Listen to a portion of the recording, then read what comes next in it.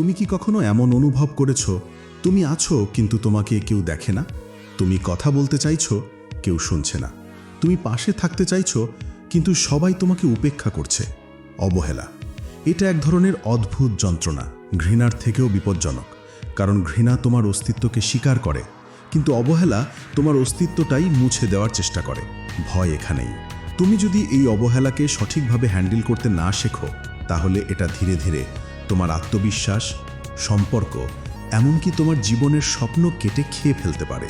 কিন্তু সুখবরও আছে, যারা অবহেলিত হয় তাদের ভাগ্য গড়ে দেয় দুটি রাস্তা, একদিকে অন্ধকার, অন্যদিকে আলোকিত শক্তি। আর সেই শক্তি একদিন সেই মানুষদেরকেও তোমার দিকে তাকিয়ে থাকতে বাধ্য করবে যারা আজ তোমাকে পাত্তাই দেয় না। হেই, ওয়েলকাম টু দিস ভিডিও।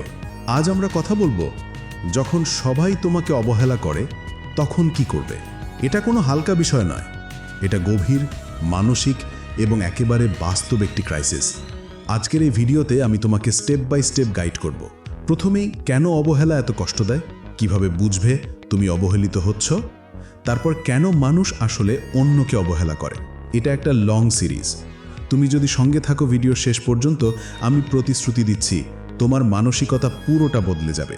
এবং মনে রেখো, এটা শুধু পার্ট 1, সামনে আরও গভীরে ঢুকব। সবার প্রথমে আমাদের বুঝতে হবে অবহেলা এত কষ্টকর কেন। কারণ মানুষের মস্তিষ্ক সামাজিকভাবে তৈরি।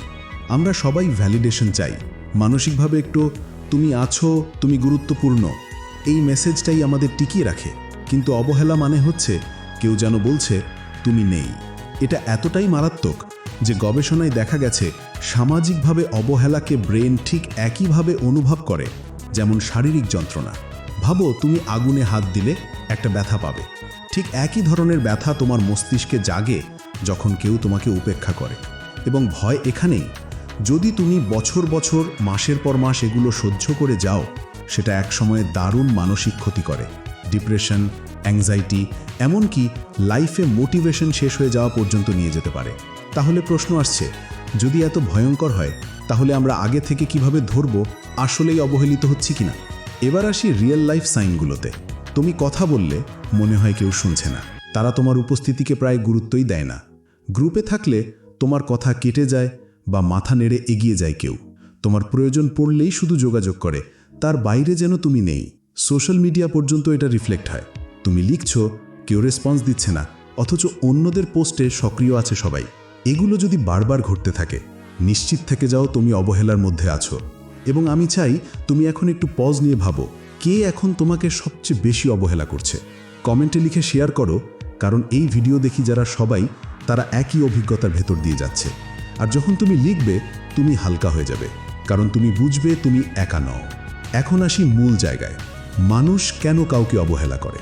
সবাইকে অব্যাহত ইম্পর্টেন্স না দিয়ে কেউ না কেউ একসময় তোমাকে ছোট করে দেখবেই। কিন্তু এর কারণগুলো জানা না থাকলে তুমি সঠিকভাবে প্রতিক্রিয়া জানাতে পারবে না। প্রথম কারণ, তুমি সবসময় এভেলেবল।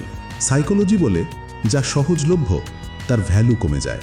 তুমি যদি সবসময় প্রস্তুত থাকো, হ্যাঁ বলো সব কিছুর জন্য, তাহলে তারা ধরে নেবে তুমি চিপ রিসোর্স। দ্বিতীয় কারণ, বাউন্ডারিজের অভাব। যখন তুমি না বলতে পারো না, সবাই ধরে নেয় তুমি সব কিছু সহ্য করবে। তৃতীয় কারণ, ভ্যালু পারসেপশন কম। মানুষ তোমাকে আবেগতভাবে বা কাজের দিক থেকে প্রয়োজনীয় মনে করছে না। তুমি হয়তো আছো, কিন্তু তারা ভাবে সে ছাড়া কাজ চলে যাবে। চতুর্থ কারণ, ঈর্ষা বা ভয়। অনেক সময় তুমি এমন কিছু গুণ বা শক্তি রাখো যা ওদের ভেতরে হীনমন্যতা জাগায়। তখন প্রতিক্রিয়া হিসেবে তারা তোমাকে অবহেলা করে। এবং শেষ কারণ, সমস্যা আসলে তাদের ভেতরে। কখনো কখনো তুমি নিখুঁতভাবে যা করছো তাও তারা অবহেলা করবে, কারণ তাদের ভেতরে জমে থাকা বিষ বা অযোগ্যতার জন্য তারা প্রতিক্রিয়ায় অন্যদের নিচে নামাতে ভালোবাসে। তাহলে বোঝাই যাচ্ছে, অবহেলার 80% সময় আসলে এটা সম্পূর্ণ তোমার দোষ নয়, বরং একটি শিফটিং ডায়নামিক। এখন এখানে একটা থামি। আমরা আজ আলোচনা করলাম অবহেলা কতটা ভয়ঙ্কর, কিভাবে বুঝবে তুমি অবহেলিত হচ্ছ, আর কেন মানুষ আসলে অন্যকে অবহেলা করে। কিন্তু এখন আসল প্রশ্ন হলো, যখন এটা ঘটছেই, তখন তুমি কি করবে? কোন ভুলগুলো তুমি করবে না, আর কোন মানসিক পরিবর্তন তোমার প্রথম দরকার? এই জায়গাটাই আমরা ঢুকবো ভিডিওর পরবর্তী অংশে, পার্ট 2-তে। তাই যদি তুমি জানতে চাও কিভাবে অবহেলার যন্ত্রণা থামিয়ে সেটাকে শক্তিতে রূপান্তর করবে, নিশ্চিত থেকেও আমার পরের ভিডিও মিস করো না।